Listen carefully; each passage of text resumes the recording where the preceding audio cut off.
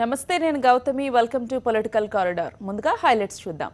మాటల్లోనే మహిళా సాధికారత, ఆచరణలో శూన్యత. ఏపీ సీఎంకు మంత్రుల సహాయ నిరాకరణ. తెలంగాణ సీఎం కేసీఆర్ మనసులో ఏముంది? కారిడార్లోకి ఎంటర్ ఈ డీటెయిల్స్ చూద్దాం.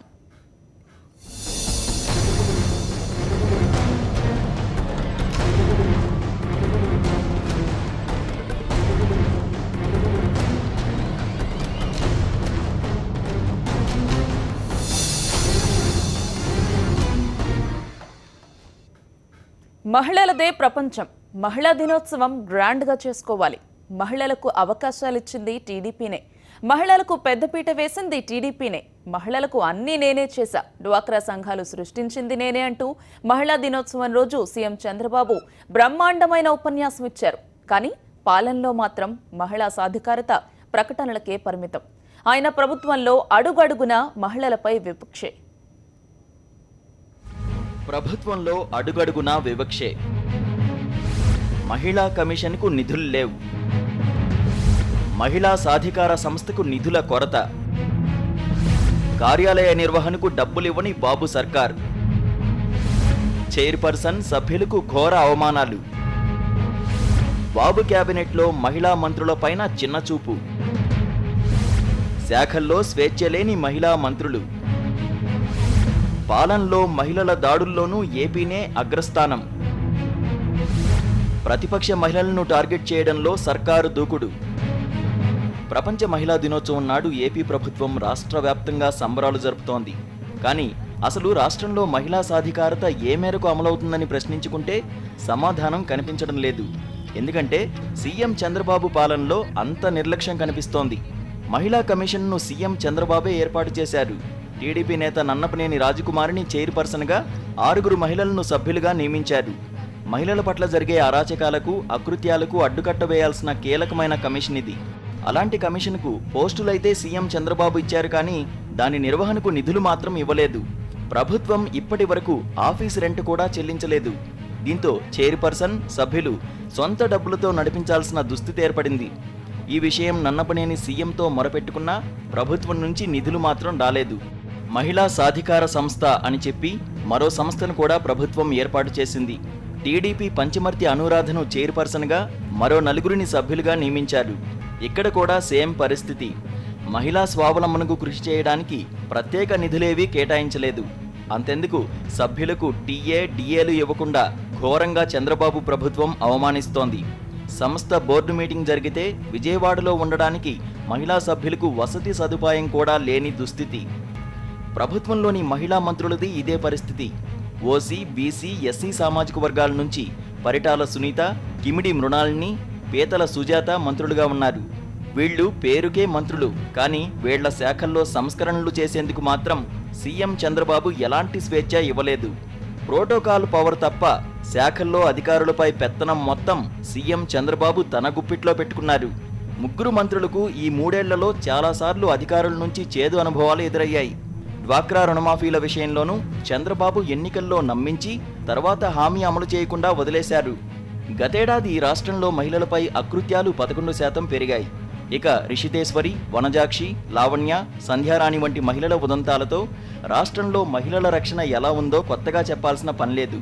కాల్మనీ, సెక్స్ రాకెట్ వంటి క్రైమ్, అంగన్వాడీలపై లాఠీచార్జి ఘటనలు చంద్రబాబు పాలనలో మహిళా సాధికారతను వేలెత్తి చూపుతున్నాయి.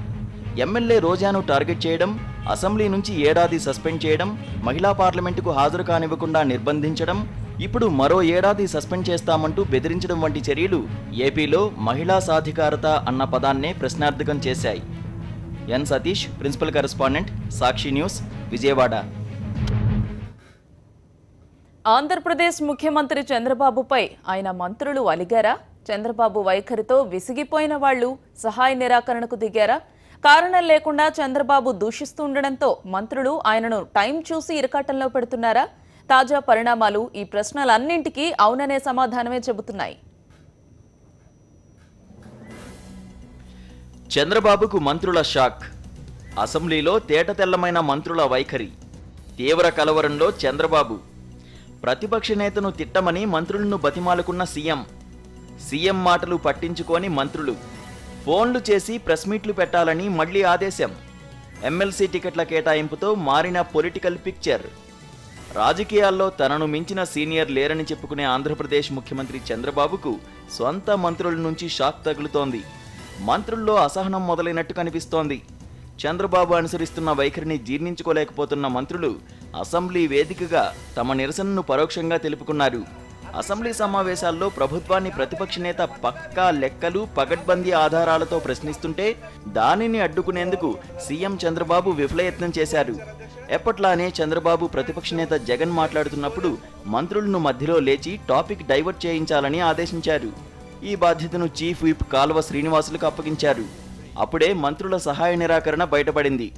ఎవరైతే ఇటీవల కాలంలో చంద్రబాబుతో మాటలు పడ్డారో వాళ్లంతా ప్రతిపక్ష నేతను విమర్శించేందుకు నిరాకరించడం చంద్రబాబుకు షాక్ ఇచ్చింది. అసెంబ్లీలో వైఎస్ జగన్పై వ్యక్తిగత విమర్శలు చేసే మంత్రి అచ్చెన్నాయుడిని మాట్లాడమని సూచించారు. కానీ ఆయన నిరాకరించారు. ఇటీవల కాలంలో మంత్రి అచ్చెన్నాయుడిపై కేబినెట్, పార్టీ సమావేశాల్లో చంద్రబాబు చాలాసార్లు ఆగ్రహం వ్యక్తం చేశారు. విసిగిపోయిన అచ్చెన్నాయుడు తానెందుకు ప్రతిపక్షానికి టార్గెట్ అవ్వాలని భావించి అసెంబ్లీలో సీఎం ఎదురుగానే సహాయ నిరాకరణ ప్రదర్శించారు. ఇక డిప్యూటీ సీఎం కేఈ కృష్ణమూర్తికి తన పవర్స్ కట్ చేశారన్న కోపం తీవ్రంగా ఉంది. ఆయన కూడా అసెంబ్లీలో లేచి జగన్ ప్రసంగానికి అడ్డుపడడానికి ఇష్టపడలేదు. అంతేకాదు ప్రతిపక్ష నేత పక్కా లెక్కలతో మాట్లాడేసరికి మంత్రులకు ఏం మాట్లాడాలో కూడా అర్థం కాని పరిస్థితి ఏర్పడింది. ఇక మంత్రి ప్రత్తిపాటి పుల్లారావు కూడా ఇటీవలే సీఎంతో అవమానాలు పడ్డారు. దీంతో ఆయన కూడా ప్రతిపక్ష నేతపై విమర్శలు చేసేందుకు నిరాకరించారు. కరువుపై మంత్రి పరిటాల సునీతను మాట్లాడమని కాల్వ శ్రీనివాస్ కోరారు. జేసీ ఫ్యామిలీకి వరుస పదవులిచ్చి అందలమెక్కిస్తున్న సీఎం తీరు పట్ల అసంతృప్తిగా ఉన్న పరిటాల సునీత కూడా ఈ విషయంలో తన నిరసనను పరోక్షంగా తెలిపారు. గత్యంతరం లేని పరిస్థితుల్లో దేవినేని ఉమా లేచి ఆరోపణలు చేస్తే దానికి జగన్ వేసిన కౌంటర్తో మంత్రి ఉమా కూడా ఇబ్బంది పడ్డారు. ఎవరూ స్పందించకపోవడంతో బతిమాలితే చినరాజప్ప, పల్లె రఘునాథ్ రెడ్డి అసందర్భ ఆరోపణలు చేశారు. యనమల రామకృష్ణుణ్ణి ఒత్తిడి చేయడంతో ఆయన 2 సార్లు లేచి ప్రతిపక్ష నేతపై విమర్శలు చేశారు. సభలో ఈ సీన్ చూసిన చంద్రబాబు తీవ్ర అసహనానికి గురయ్యారు. అందుకే జగన్ మాట్లాడుతుండగానే సభ వాయిదా వేసేలా వ్యూహాన్ని అమలు చేశారు. సభ వాయిదా పడ్డాక సెక్రటేరియట్కు వచ్చిన సీఎం చంద్రబాబు మంత్రులిచ్చిన షాక్తో హైరాణ పడ్డారు. అప్పటికప్పుడు మంత్రి యనమల, కుటుంబరావుకు ఫోన్లు చేసి ప్రెస్ మీట్లు పెట్టారు. ఈ సహాయ నిరాకరణ ఎఫెక్ట్తోనే చంద్రబాబు అసెంబ్లీలో ప్రతిపక్ష నేత మాట్లాడుతున్న సమయంలో చాలా డల్గా కనిపించారు. ఏదేమైనా ఎమ్మెల్సీ టికెట్ల కేటాయింపులో మంత్రుల కుటుంబాలు, వాళ్ల అనుచరులు అభిప్రాయాలకు చంద్రబాబు ప్రాధాన్యం ఇవ్వకపోవడంతో ఈ పరిణామం సంభవించిందని టీడీపీలో విస్తృత చర్చ సాగుతోంది. ఎన్ Satish, principal correspondent, Vijayawada.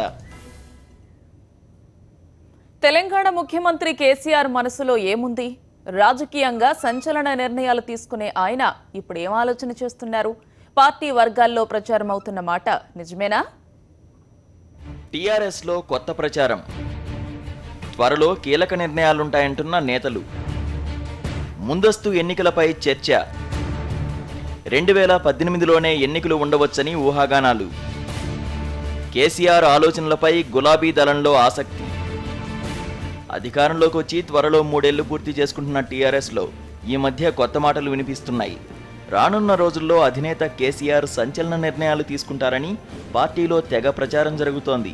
Party, ప్రభుత్వంలో త్వరలో భారీ మార్పులు ఉండవచ్చనే సంకేతాలు వస్తున్న తరుణంలో తాజాగా ముందస్తు ఎన్నికలకు సంబంధించిన మాటలు కూడా వినిపిస్తున్నాయి.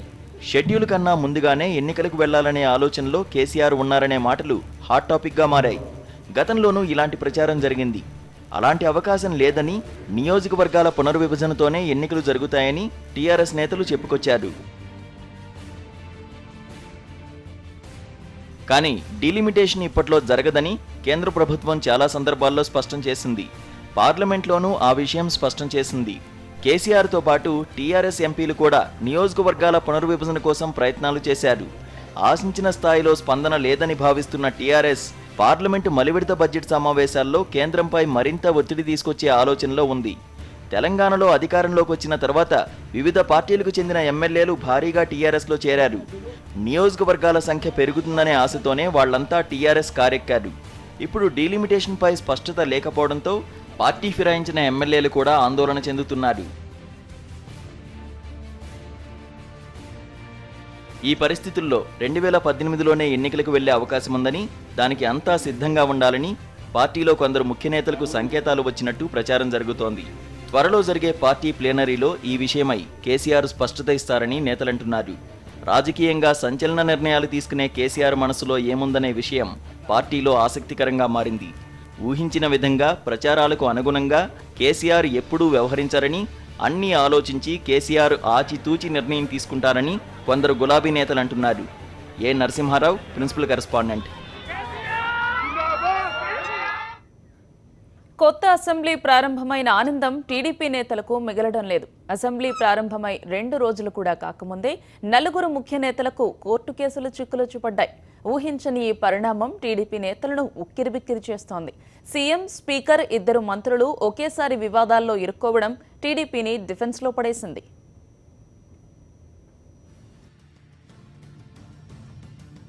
ఒకేసారి 4 ముఖ్యులకు చిక్కులు. సీఎం చంద్రబాబుకు ఓటుకు కోట్లు కేసు నోటీసులు. ఇంతలోనే స్పీకర్ కోడెలపై కరీంనగర్ కోర్టులో కేసు. మంత్రి గంటాపై హైకోర్టులో కేసు. ప్రభుత్వ భూములు వాడేసుకున్నారని ఆరోపణలు. మంత్రి పల్లె రఘునాథ్ రెడ్డి కాలేజీ సీజ్ చేసిన కోర్టు. వరుస వివాదాలతో చంద్రబాబు ఉక్కిరిబిక్కిరి. ప్రభుత్వం ప్రతిష్టపై మరకలు. అసెంబ్లీలో తొలి రోజు అడుగుపెట్టిన మరుక్షణమే సీఎం చంద్రబాబుకు పెద్ద షాక్ తగిలింది. 11:06 అసెంబ్లీలో గవర్నర్ ప్రసంగం ప్రారంభమైంది. అదే సమయంలో చంద్రబాబుపై ఎమ్మెల్యే ఆర్కే వేసిన కేసును సుప్రీంకోర్టు స్వీకరించింది. ఓటుకు కోట్ల కేసులో ఆడియో టేపులతో దొరికిపోయిన సీఎం చంద్రబాబుని విచారించాలని ఆర్కే పిటిషన్ వేశారు. కోర్టు స్వీకరించడం, విచారణ చేస్తామని ప్రకటించడంతో చంద్రబాబులో కలవరం మొదలైంది. రాజకీయంగా ఈ కేసు మేనేజ్ చేసిన సీఎం చంద్రబాబు ఈ పరిణామాలతో ఉక్కిరిబిక్కిరవుతున్నారు. తొలి రోజే ఎదురైన అనుభవం నుంచి తేరుకోకముందే 2వ రోజు శాసనసభ సమావేశాల నాడు మరో షాక్ తగిలింది. ఈసారి ఏకంగా శాసనసభ స్పీకర్ కోడెల శివప్రసాద్కు కష్టాలొచ్చాయి. ఆయనపై కరీంనగర్ కోర్టు విచారణకు హైకోర్టు ఆదేశించింది. గతంలో ఓ టీవీ ఛానల్ ఇంటర్వ్యూలో స్పీకర్ తాను ఎన్నికలకు 11.5 కోట్ల రూపాయలు ఖర్చు చేశానని చెప్పడంతో కేసు నమోదైంది. ఇంతలోనే మంత్రి గంటా శ్రీనివాసరావుపై మరో కేసు నమోదైంది. గంటా శ్రీనివాసరావు తన కుటుంబ సభ్యులు, బంధువులు కలిసి వ్యాపార రంగంలో చేసిన 200 కోట్ల బ్యాంకు రుణాలని ఎగ్గొట్టారు. ఈ విషయంలో ఆయన ఆస్తులు స్వాధీనం చేసుకుంటున్నట్టు బ్యాంకులు ప్రకటించాయి. ఈ కేసును హైకోర్టు విచారణకు స్వీకరించింది. ఈ కేసులో ప్రత్యూష కంపెనీకి సంబంధించి మంత్రి గంటా శ్రీనివాస్, ఆయన బంధువులకు కూడా నోటీసులు జారీ చేసింది. ఇప్పటికే అనేక వివాదాలు, అవినీతి ఆరోపణలు ఎదుర్కొంటున్న మంత్రి గంటాకు తాజాగా ఈ కోర్టు నోటీసులు మరిన్ని కష్టాలు తెచ్చిపెట్టాయి. ఈ 3 కోర్టు కేసులైతే చంద్రబాబు కేబినెట్లోని మరో మంత్రి పల్లె రఘునాథ్ రెడ్డికి ఆయన ప్రభుత్వంలోనే చుక్కెదురైంది. గత 5 ఏళ్లుగా కదిరిలోని ఆయన కళాశాల పన్నులు చెల్లించకపోవడంతో మున్సిపల్ కమిషనర్ సీజ్ చేశారు. కదిరిలోని శ్రీనివాస కళాశాల మంత్రికి చెందింది. ప్రభుత్వం మనదే కదా అనుకున్న మంత్రి పల్లె రఘునాథ్ రెడ్డి 1,65,000 రూపాయల పన్ను ఎగ్గొట్టారు. పరువు పోతున్న మంత్రి పల్లె మాత్రం డబ్బులు కట్టడానికి అంగీకరించలేదు. ఓ మంత్రి ఇలా పన్నులు ఎగ్గొట్టడం రాజకీయంగా ప్రభుత్వం పరువును దిగజార్చింది.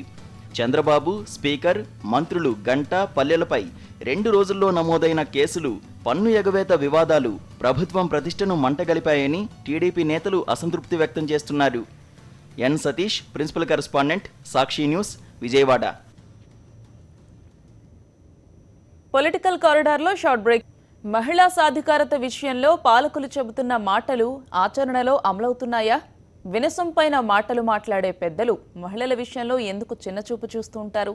మహిళా దినోత్సవం రోజున మహిళలను తలుచుకుంటే చాలా? మహిళా దినోత్సవం సందర్భంగా కేసీఆర్ పొలిటికల్ ఇప్పుడు. ఆకాశంలో సగం, జీవితంలో సగం, ఇవన్నీ వినడానికి బాగానే ఉంటాయి. మహిళా దినోత్సవం నాడు ఒక్కసారి మహిళల స్థితిగతులపై చర్చలు, ప్రభుత్వ పరంగా సభలు, సమావేశాలు నిర్వహించడం వంటివి ఘనంగానే జరిగాయి. అంతర్జాతీయ మహిళా దినోత్సవం ప్రతి ఏడాది వస్తూనే ఉంటుంది, వెళుతూనే ఉంటుంది. మహిళలను ఉద్ధరిస్తామని నేతలు రెగ్యులర్గా స్పీచ్లు ఇస్తూనే ఉంటారు. కానీ ఆచరణలో ఎంతవరకు జరుగుతుందన్నది ప్రశ్న. ప్రపంచవ్యాప్తంగా ఆయా మతాల్లో మహిళలపై ఉన్న ఆంక్షలు దారుణంగా కనిపిస్తాయి. శాస్త్ర సాంకేతిక పరిజ్ఞానం ఇంతగా వృద్ధి చెందిన రోజుల్లో కూడా మత మూఢాచారాలు ఒకవైపు, లైంగిక వేధింపులు మరోవైపు మహిళల పట్ల శాపంగా మారుతున్నాయి. భారతదేశంలో కూడా మహిళలపై దౌర్జన్యాలు, దురాగతాలు సాగుతున్న తీరు ఆందోళన కలిగించేదే. అయితే గతంలో కన్నా ఇప్పుడు కొంత మెరుగైన వాతావరణం ఉన్నా ఇంకా అత్యాచార పర్వాలు సాగుతున్న తీరు అందరినీ కలిచివేస్తాయి. ఈ దుర్యోధన దుశ్శాసన దుర్వినీతి లోకంలో అంటూ ఒక గొప్ప రచయిత రాసిన పాట గుర్తు చేసుకోవాల్సిన పరిస్థితి ఉండడం బాధాకరం. మహిళలను రక్షించడానికి ఎన్ని చట్టాలు చేసినా మౌలికంగా మన సమాజంలో మార్పులు రాకపోతే అవన్నీ నిరర్ధకమే అవుతాయి. షీ టీమ్స్ను పెట్టుకుని ఆకతాయిల ఆగడాల నుంచి రక్షించుకోవాల్సిన దుర్గతి ఉందంటేనే మన సమాజం ఇంకా ఎంత ఎదగాలో అర్థం చేసుకోవచ్చు. రాజకీయంగా చూసినా స్థానిక సంస్థల ఎన్నికల వరకు కొంత ప్రాధాన్యత పెరిగినా పూర్తి స్థాయిలో మహిళలకు సాధికారికత అన్నది కలగానే మిగిలిన మాట వాస్తవం. తెలంగాణ ముఖ్యమంత్రి కేసీఆర్ మహిళా దినోత్సవం నాడు ఇచ్చిన సందేశం బాగానే ఉన్నా ఆయన తన మంత్రివర్గంలో మహిళలకు స్థానం కల్పించలేకపోయిన వైనంపై సంజాయిషి ఇచ్చుకోలేని దైన్యంలో ఉన్నారని చెప్పక తప్పదు. చివరికి నామినేటెడ్ పదవులు ఇవ్వడానికి కమిటీని వేస్తున్నారట. షాదీ ముబారక్, కళ్యాణ లక్ష్మి వంటి పథకాలను అమలు చేస్తున్నామని, గర్భిణీలకు ఆర్థిక సాయం చేస్తున్నామని చెప్పడమే పెద్ద ఘనతగా భావిస్తున్నారు. ఇక ఏపీలో అయితే మహిళా నేతల పట్ల ఎంత కక్షపూరితంగా వ్యవహరిస్తున్నది చూస్తే ఆశ్చర్యం కలుగుతుంది. అడ్డగోలుగా మహిళా ఎమ్మెల్యే రోజాను ఏడాది పాటు సస్పెండ్ చేయడమే కాకుండా మళ్లీ మరో ఏడాది పాటు సస్పెండ్ చేయాలని ఆలోచన చేయడమే దుర్మార్గంగా ఉంది. మహిళా పార్లమెంటును దేశంలో ఎవరూ నిర్వహించలేదని, తామే నిర్వహించామని చంద్రబాబు ఘనంగా చెప్పుకున్నారు. కానీ అదే రోజున రోజాను ఆహ్వానించి అవమానించిన తీరు, ఆ తర్వాత చంద్రబాబు స్పందించిన తీరు మహిళల పట్ల ఆయనకు ఎంత గౌరవం ఉన్నది తెలియజెబుతుంది. స్పీకర్ కోడెల ఏ ఉద్దేశంతో అన్నా షెడ్లో ఉన్న కార్లతో మహిళలను పోల్చారన్న విమర్శ ఆయన్ని వెంటాడుతూనే ఉంటుంది. మహిళా ఎంఆర్ఓ వనజాక్షిపై టీడీపీ ఎమ్మెల్యే దౌర్జన్యం చేస్తే పట్టించుకోని ప్రభుత్వం ఇప్పుడు మహిళల గురించి ఎన్ని ఉపన్యాసాలు చెప్పినా వాటికి విలువ ఉండదు. రాజకీయంగా కానీ సామాజికంగా కానీ మహిళలు పైకి రావడానికి ఎంతో పోరాడాల్సి ఉంటుంది. వారసత్వంతో ఇందిరాగాంధీ ఉన్నత స్థాయికి చేరినా కాంగ్రెస్లో సిండికేట్తో ఆమె పోరాడి ప్రజల మెప్పు పొందిన వైనం స్ఫూర్తిదాయకమే. ఇక ఒంటరి పోరానండి మరొకటనండి, వారసత్వంతో కాకుండా స్వతంత్రంగా ఎదగడానికి దివంగత నేత జయలలిత, ప్రస్తుత పశ్చిమ బెంగాల్ ముఖ్యమంత్రి మమతా బెనర్జీ వంటి వారు ఎన్ని కష్టాలు పడి ఆ స్థాయికి చేరుకున్నారో తెలుసుకుంటే ఉద్విగ్నంగా ఉంటుంది. మదర్ తెరిసా వంటి సేవామూర్తులు, మరెందరో త్యాగమూర్తులు మహిళా జాతికే వన్నె తెచ్చారు. ఏ సమాజమైనా మహిళలకైనా ఎవరికైనా అన్నీ సమకూర్చి పెట్టదు. ఎవరికి వారు పోరాడి సాధించుకోవాల్సిందే. జీవితం అంటే వడ్డించిన విస్తరి కాదు, ఇది అందరికీ వర్తిస్తుంది. స్వతంత్రంగా ఎదగడం అన్నది ఒక లక్షణంగా ఉండాలి. పురుషులతో పోటీ పడడం అన్నది ఒక స్వభావంగా ఉండాలి. అదే సమయంలో జీవితం అంటే ఆడామగా కలిసి ఉండడం, అది నిత్య సత్యం. వీటిని అర్థం చేసుకుని మహిళలు ముందుకు సాగాలని ఆకాంక్షిద్దాం. కరీంనగర్ జిల్లా చొప్పదండి ఎమ్మెల్యే బొడిగె శోభ పేరు చెప్తేనే హడలిపోయే పరిస్థితులు కనిపిస్తున్నాయి. స్థానిక ప్రజాప్రతినిధులు, గ్రామస్థాయి పార్టీ నాయకులపై ఆమె ప్రతాపం చూపుతున్నారు. ఎమ్మెల్యేతో వేగలేక అధికార పార్టీ నాయకులు కొందరు పార్టీ అధినేతలకు ఫిర్యాదు చేసేందుకు సిద్ధమవుతున్నారు. ఎంకి పెళ్లి సుబ్బి చావుకొచ్చినట్టుంది కరీంనగర్ జిల్లా చొప్పదండి ఎమ్మెల్యే బొడిగె శోభ తీరు. ఆమె వస్తున్నారంటే నియోజకవర్గ ప్రజలు హడలిపోతున్నారు. ఎమ్మెల్యే వస్తున్నారంటే స్థానిక ప్రజాప్రతినిధులతో పాటు గ్రామస్థాయి నాయకులు, ఉద్యోగులు భయాందోళన చెందుతున్న పరిస్థితి. అభివృద్ధి, సంక్షేమ కార్యక్రమాలు చేపట్టడంలో శక్తి వంచన లేకుండా కృషి చేసే ఎమ్మెల్యే శోభ ఎక్కడికి వెళ్లినా అక్కడ ఎవరికో మూడిందని చెప్పక తప్పదు. తన మాటే వినాలి, తాను చేసిందే చూడాలనే విధంగా వ్యవహరించే ఎమ్మెల్యే తీరుపై ప్రజలు, టీఆర్ఎస్ నాయకులు, స్థానిక ప్రజాప్రతినిధులు, ఉద్యోగులు అసంతృప్తి వ్యక్తం చేస్తున్నారు. ఇటీవల ఓ గ్రామానికి ఎమ్మెల్యే శోభ వెళ్లగా గ్రామ సర్పంచ్తో పాటు స్థానిక టీఆర్ఎస్ నాయకులు అంతా ఓ 10 మంది మాత్రమే ఉన్నారు. అది చూసి ఎమ్మెల్యేకు పట్టలేనంత కోపం వచ్చింది. మీ గ్రామానికి ఎమ్మెల్యే వస్తే కనీసం జనాన్ని కూడా పోగు చేయరా అంటూ గ్రామ సర్పంచ్కు, స్థానిక టీఆర్ఎస్ నాయకులకు క్లాస్ తీసుకున్నారు. సర్పంచ్ పట్టించుకోకుంటే గ్రామస్థాయి టీఆర్ఎస్ నాయకులు ఏం చేస్తున్నట్లని ప్రశ్నించారు. మీ ఊరికొస్తే చావుకొచ్చినట్లుందని ఆవేదన వ్యక్తం చేశారు. ఏం ఆశిస్తేనే 5 ఏళ్ళకు ఒకసారి ఓట్లు 100 మందిని గ్యాదర్ చేస్తే 50,000 1,00,000 ప్రకటిస్తా కదా. ఇప్పుడు 10 లక్షలు ప్రకటించిన ఒక ఎమ్మెల్యే వస్తే 10 రూపాయలు వస్తే అని ఆశించాలి, కానీ 10 మంది తయారు చేయడం తప్పు. 1,100 మంది ఉన్నారట తడగొండలా. 10 లక్షలు ప్రకటించిన నేను. నీ ఊరికి వస్తే సాగు కాడికి వచ్చినట్టు ఉంటుందా? నేను సాగు కాడికి వచ్చినా ఎవరు చేసిండు అంత పెద్ద రోడ్డు? మరి 10 మంది లేరన్నా, నేను నిలబడి గంట సేపు నిలబడ్డా, లాస్ట్ నేనే కొబ్బరికాయ కొట్టుకొని వచ్చినా. ఇలాంటి సంఘటనలు చొప్పదండి నియోజకవర్గంలో అనేకం జరిగాయి. స్థానిక ప్రజాప్రతినిధులు, పార్టీ నాయకులు, ఉద్యోగులు ఎవరైనా సరే ఎమ్మెల్యే గారికి ఒక్కటే. కొద్ది రోజుల క్రితం వేములవాడ ఎమ్మెల్యే చెన్నమనేని రమేష్ బాబును బహిరంగంగా విమర్శించారు. తన నియోజకవర్గంలో అభివృద్ధికి ఎమ్మెల్యే రమేష్ బాబు అడ్డుపడుతున్నారని ఆరోపించారు. గతంలో ఓ తహసీల్దార్ను మందలించి ఏకంగా ఆ తహసీల్దార్ అక్కడి నుంచి వెళ్లిపోయేలా చేశారు. ఉద్యోగులైతే ఆమె ఫోన్ కాల్ వస్తే వణికిపోతున్నారు. విధి నిర్వహణలో చేసే పనులు చేస్తాం కానీ ఆమె అనే మాటలు భరించలేకపోతున్నామని ఆవేదన వ్యక్తం చేస్తున్నారు. ఎమ్మెల్యే తీరును టీఆర్ఎస్ నేతలు కొందరు ఇప్పటికే కేసీఆర్ దృష్టికి తీసుకెళ్లారు. Vijender Reddy, principal correspondent, Karimnagar. దేశ రాజకీయాలకు గుండెకాయ లాంటి యూపీలో బీజేపీ వనవాసం ముగుస్తుందా? కాంబోల్తాపై హే నినాదం సైకిల్ను పరుగులు పెట్టిస్తుందా? హస్తం తోడు సమాజ్వాదీకి కలిసొస్తుందా? ఏనుగు పార్టీ పరిస్థితి ఏంటి? గత ఎన్నికల లెక్కలు ఏం చెబుతున్నాయి? సిది స్టోరీ. దేశంలోనే అతిపెద్ద రాష్ట్రమైన ఉత్తరప్రదేశ్లో ఒకప్పుడు కాంగ్రెస్ పార్టీ హవా కొనసాగింది. కానీ మండల్ వివాదం, కమండల్ నినాదం హస్తం దూకుడుకు బ్రేకులు వేశాయి. 90వ దశకం నుంచి యూపీలో హస్తం ప్రభావం కరిగిపోయింది.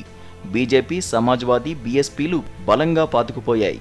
1951 ఎన్నికల్లో 388 సీట్లు సాధించిన కాంగ్రెస్ పార్టీ 1991 నాటికి 46 స్థానాలకు పడిపోయింది.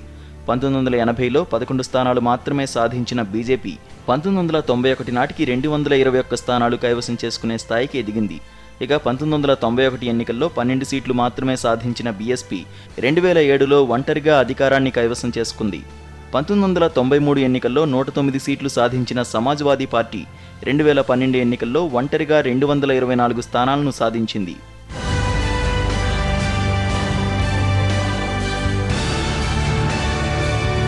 అవిభాజ్య యూపీలో 425 అసెంబ్లీ స్థానాలు ఉండేవి. ఉత్తరాఖండ్ ఏర్పాటు తర్వాత యూపీ అసెంబ్లీ స్థానాల సంఖ్య 403కు చేరింది. 2002 అసెంబ్లీ ఎన్నికల్లో Samajwadi party 143, BSP 98, BJP 88, Congress 25 సీట్లు సాధించాయి. 2007 అసెంబ్లీ ఎన్నికల నాటికి పరిస్థితి మారిపోయింది.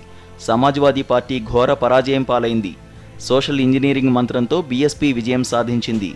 2007 శాసనసభ ఎన్నికల్లో Samajwadi party 97, BSP 206, BJP 51, Congress 22 స్థానాలు సాధించాయి. 2012 అసెంబ్లీ ఎన్నికల నాటికి పరిస్థితి రివర్స్ అయింది. మళ్లీ సమాజ్వాదీ పార్టీ అధికారాన్ని అందుకుంది. 2012 శాసనసభ ఎన్నికల్లో Samajwadi party 224, BSP 80, BJP 47, Congress 28 స్థానాలు సాధించాయి.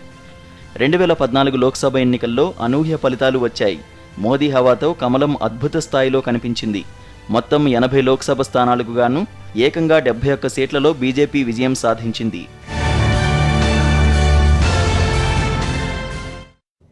ఇది వాల్టి political corridor. Stay with us.